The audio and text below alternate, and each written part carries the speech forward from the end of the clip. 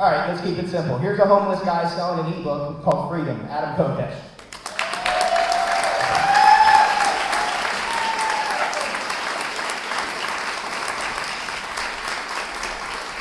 I got dropped today. We're going to have fun with this. When I was in high school, I was voted least likely to ever read a book. And then I wrote one. So there. And it's a fun one too. This book has already led to some incredible adventures. Just yesterday, flying in here, yeah. I hope you guys appreciate this. I live in California now. So coming to New York means at least 2 encounters with the TSA. Normally you can't pay me enough to go through a TSA checkpoint. But this time I went through with a suitcase with a nice stack of books in it. And you would think that, TSA agents aren't big on things like reading. But apparently the message of freedom is so simple that even a TSA agent can understand it. And the message on the book here on the back was, you as a free, beautiful, independent human being with inalienable rights own yourself. You can do what you want with your own body and the product of your labor. All human interactions should be free of force and coercion, and we are free to exercise our rights, limited only by respect for the rights of others. Governments rely on force, and force is a poor substitute for persuasion. When you learned don't hit, don't steal, and don't kill, it wasn't unless you work for the government. And yet that's what we've all been conditioned to believe, to make excuses. The message is, it's that simple. Stop making excuses for violence.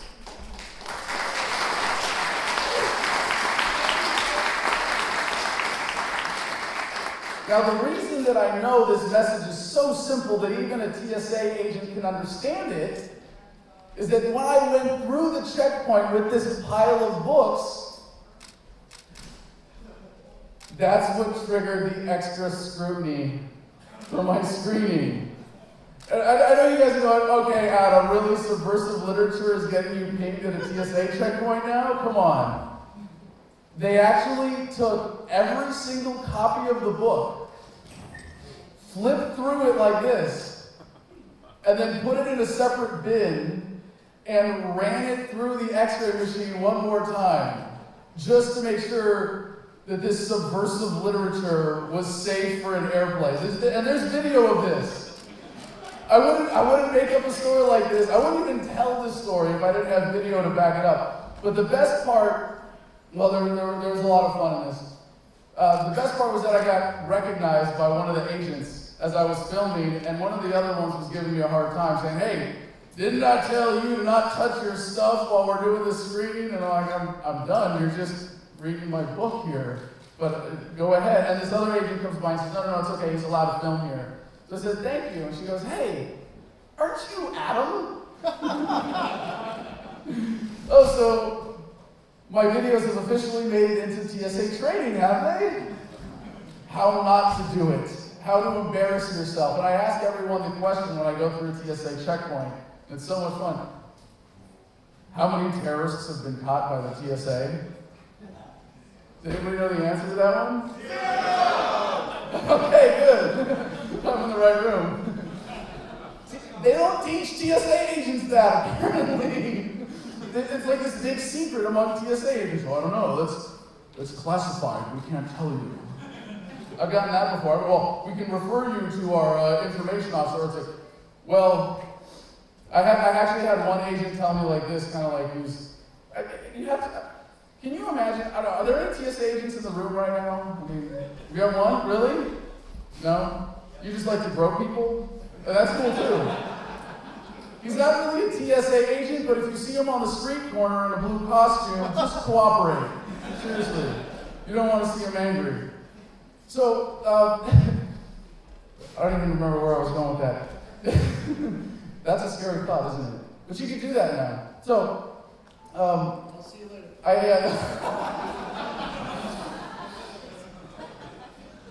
So So they seem to know me by name now at most TSA checkpoints, and this has happened before, but I asked one of these agents how many terrorists have been caught by the TSA, and he was like, well,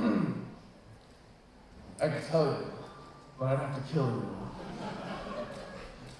I think he's used that line at a bar before. I don't know if it works. Ladies, as a TSA agent, someone came up to you at a bar and was like, hey, I work for the TSA. It's a dangerous job, but someone's got to do it. Would that line work for you?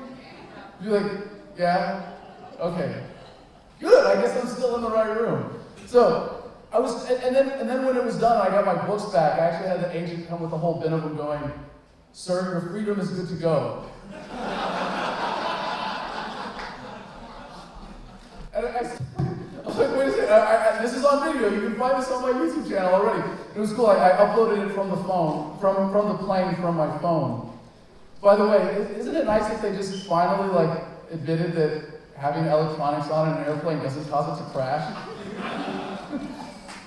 What's next? Government is invalid? I mean, come on. How long can they keep that one up? So I tried to get him to say it again. He got all embarrassed and wouldn't say it again. But the ironic part is I offered these guys copies of the book. And I'm trying to give these away, by the way. We have some copies here. They can steal your iPad, but they can't take a free book about freedom.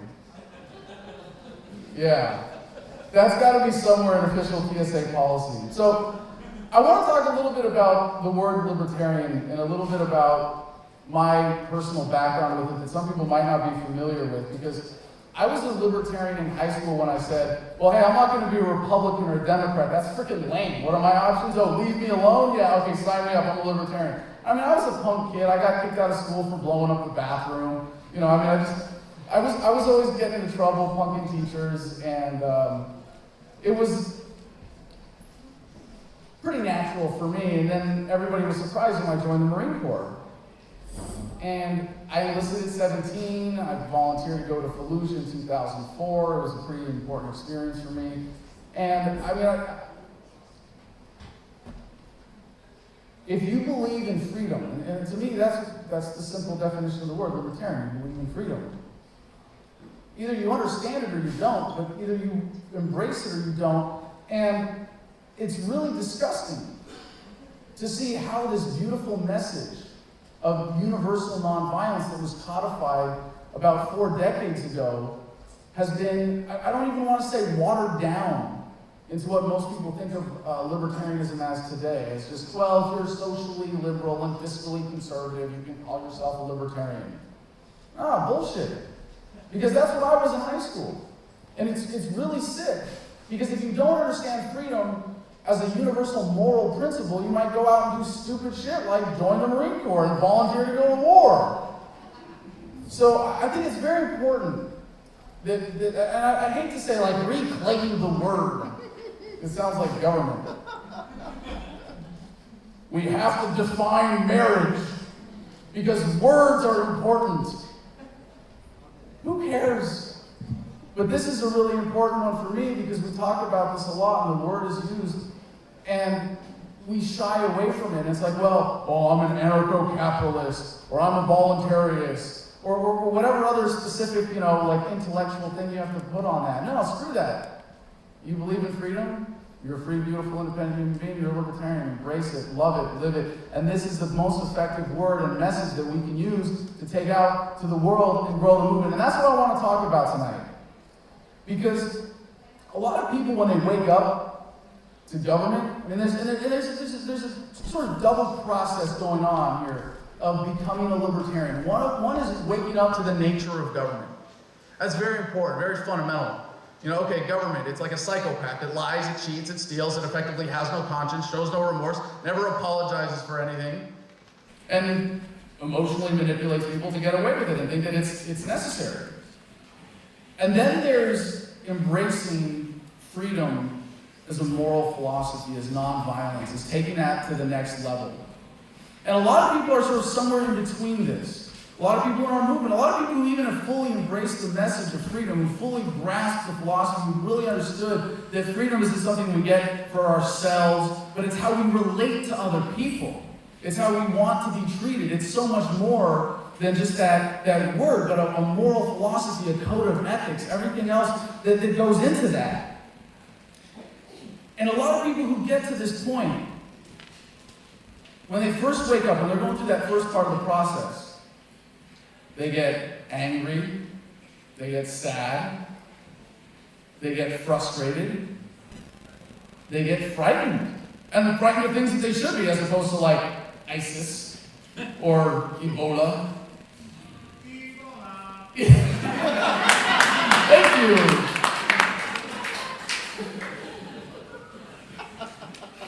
If it wasn't for government, we'd all be dead. Yeah, right. So, what do we do then from this position of fear and anger and sadness and frustration? We go out into the world as activists and we say, now join me in my fear and my anger and my depression, please? And everybody goes, fuck you! I'm going back to Dancing with the Stars and being a wage slave and a tax cow because that's so much more enjoyable than your life. How many of you have experienced this? How many of you know activists like this? How many of you have been that guy trying to reach out to other people, going like, come on, be angry with me. Be afraid with me. Be depressed with me. And then we can cuddle and it'll all be better. That line works at bars, by the way. So one of the things that I was in jail for 4 months last year for civil disobedience for making a YouTube video. I think it was the first time in history a YouTube video resulted in a SWAT team raid with more men than they sent after bin Laden. And by the way, when they raided my house, 2 helicopters overhead. I'm pretty sure bin Laden only got 1 helicopter. Armored personnel vehicle, flashbang grenade, laser sights, all of that, the works. And while I was in solitary, I had an important epiphany that kind of came to me from the Marines, but in a new context.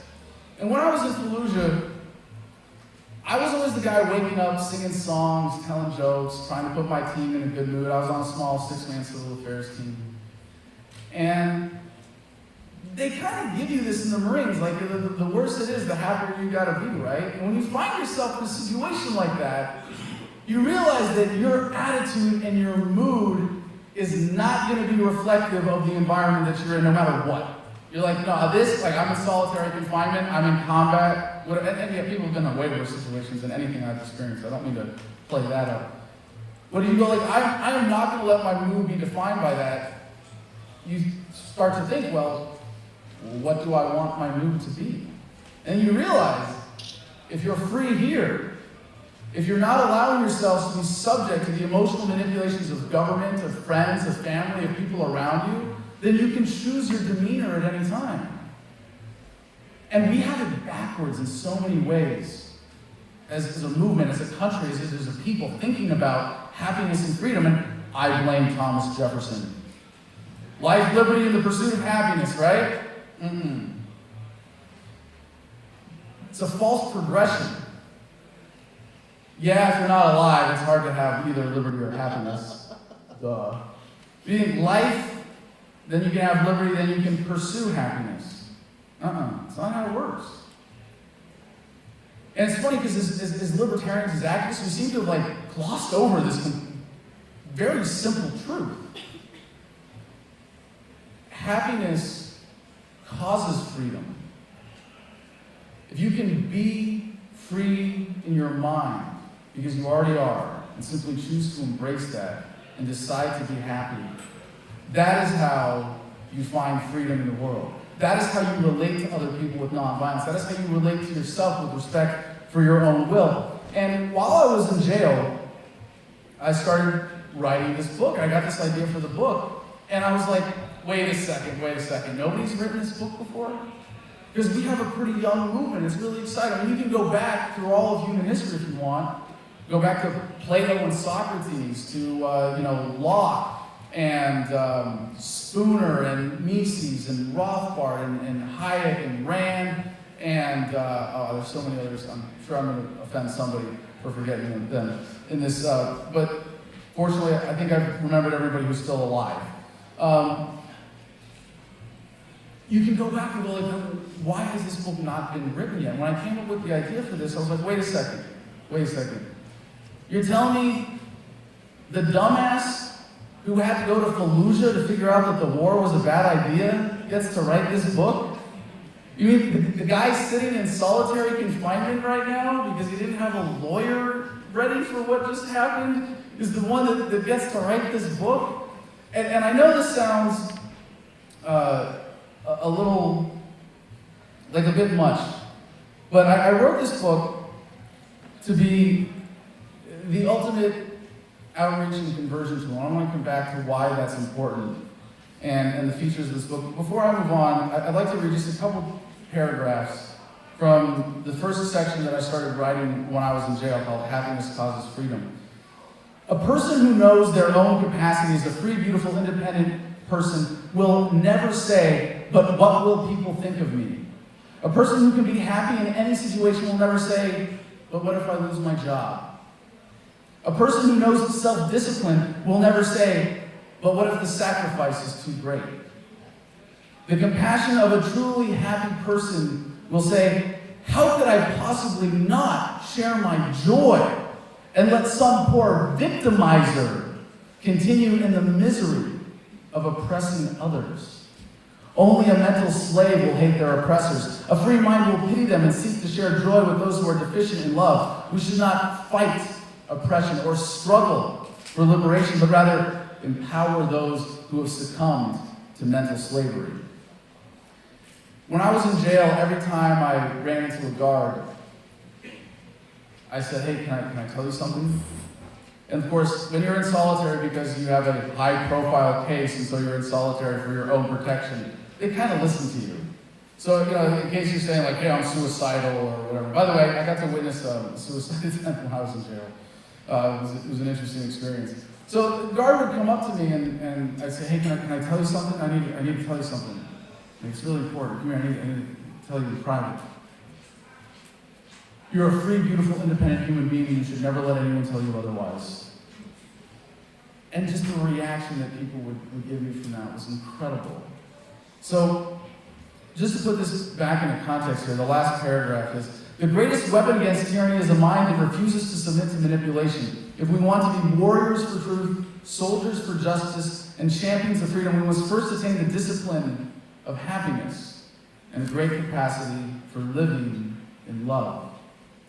Be the master of your own mind. Choose your demeanor at all times. Never meet a fellow person with force or coercion. Strive to live by reason. Smile because you're alive. And remember, happiness is the ultimate act of defiance.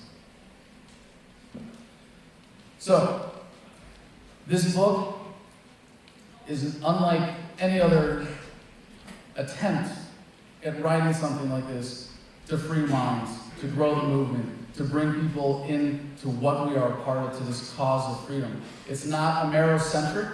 It's not judgmental. It has no opinions, no exaggerations, no conjecture. It is straightforward, laying out the facts and empowering individuals to live more free as a result. I wrote this book because there was nothing, when I came up with the idea, there was nothing I would rather hand to someone to say, this is it. This is the quickest way for you to go from zero to I get it. And I want to say this book would not have been possible without the help of hundreds of people who helped edit it and poke holes in it. And I believe Bob Murphy is here, funniest economist ever. Yeah, you know for Bob Murphy.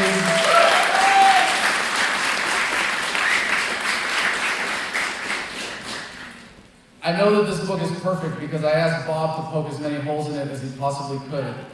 And I filled all the holes.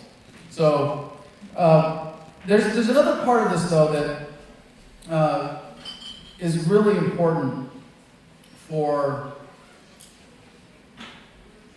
how we take this message into the rest of the world. So we gotta be honest about where we are as a movement. We're really behind. I mean, in terms of people who actually understand freedom at some moral or philosophical level, I mean, 1% of the population would be 3.3 million Americans.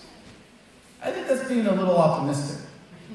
if we're less than 1%, then we really need to prioritize about what we're doing with our activism.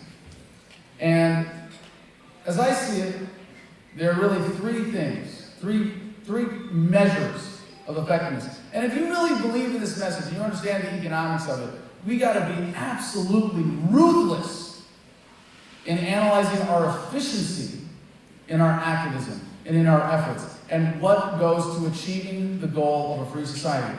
So, three things. First of all, an actual reduction in violence or coercion in society. If you can actually create that, if you can get a bad cop fired, if you can change a policy, if you can do something that reduces the amount of coercion as it is relevant to the daily lives of people in the world, that's something that we can say, yes, that is working towards building a more free society.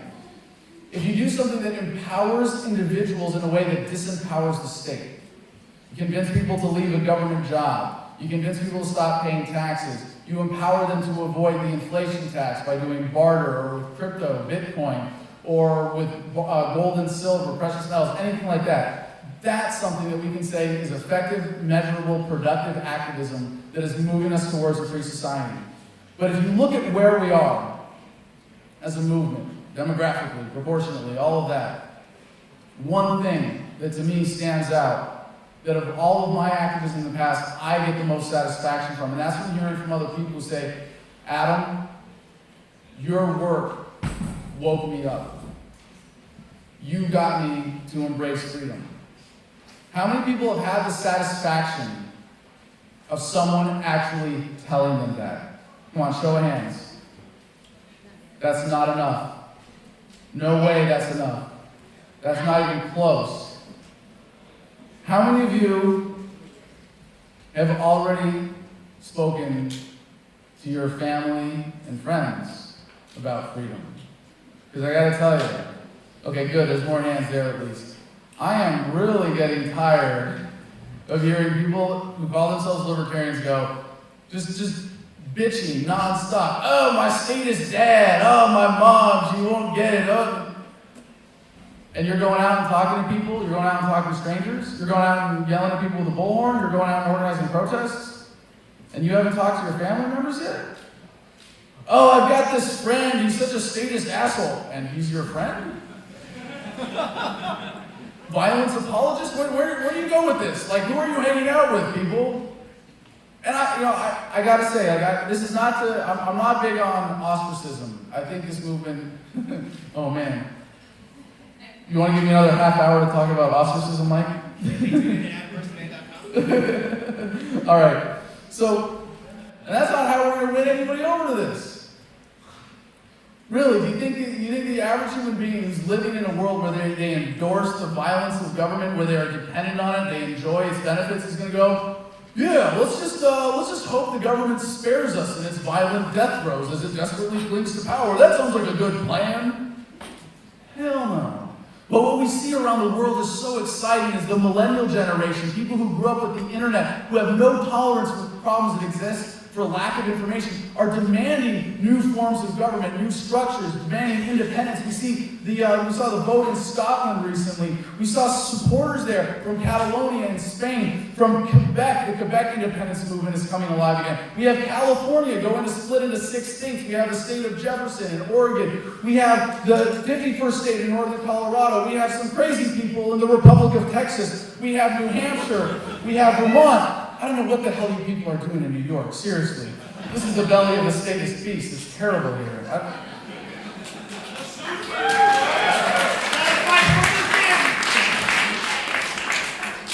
I always say it's nice to visit New York, but I'm usually lying. It's awesome when there's an event like this. New York is fun, but holy crap, how can you live in this place? You're not just like surrounded by statists, they're like sitting on top of you constantly. So this is how we do it, and the question is whether we do it deliberately or not as a species. This is a global paradigm shift that is happening right now, driven by the internet, driven by activists, driven by the simple truth, the simple realization that nonviolence is superior to violence in every form, and people are going to stop making these excuses. So the question is, if we do it deliberately, we can do it peacefully. in an orderly manner, without pulling the rug out from underneath anybody. In the United States, we can dissolve the federal government. In fact, I'm running for president in 2020 on the platform of a peaceful, orderly dissolution of the United States federal government in 4 years.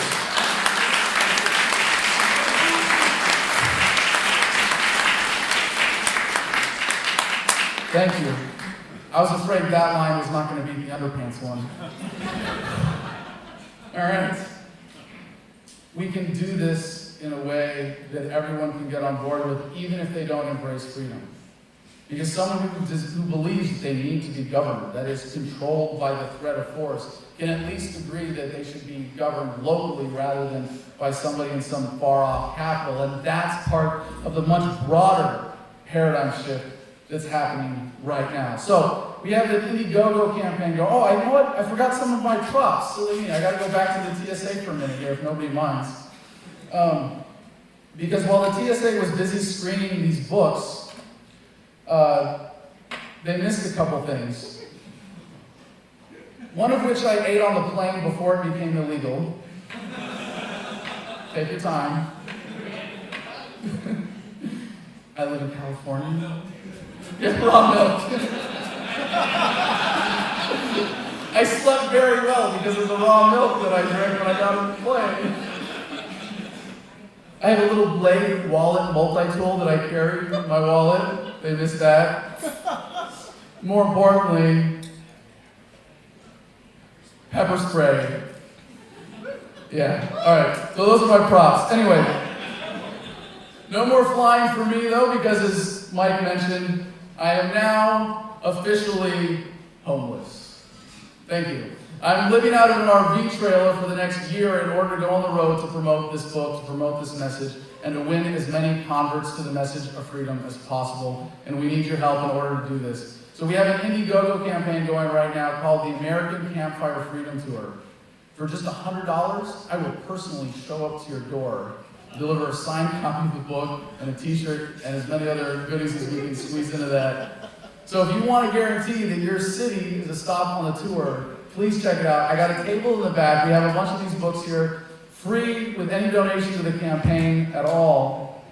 And this is really important for our movement, to be able to get out from behind the keyboards and actually go out and talk to people and look them in the eye and ask them to consider the message. And to wake people up, to win people over, and to show them how this way of looking at the world actually makes your life better, makes you a happier person, a healthier person, and a freer person. So that's what we're going to be doing, getting out on the tour. We also have stickers available for free, bookmarks. We have all sorts of other gear you can get at thefreedomline.com. So I hope you check it out and support it. And help me in the movement. I have one other prop here. Is Tatiana Moroz in yet? No? Okay, good. We're also auctioning off today one beautiful black and white jacket that was once worn by the famous Tatiana Moroz and left somewhere in California. Do I hear an opening bid? Someone want to save this for Tatiana and make a nice contribution to the Indiegogo campaign? Anybody? Anybody want to be Tatiana's hero today? No. Because I already am. All right. Thank you very much. Thank you so much for being here. Thanks to Ian Chiappi for making this possible. Thanks to Mike Salvin. Thank you all very much for helping grow the movement and spread the message of freedom.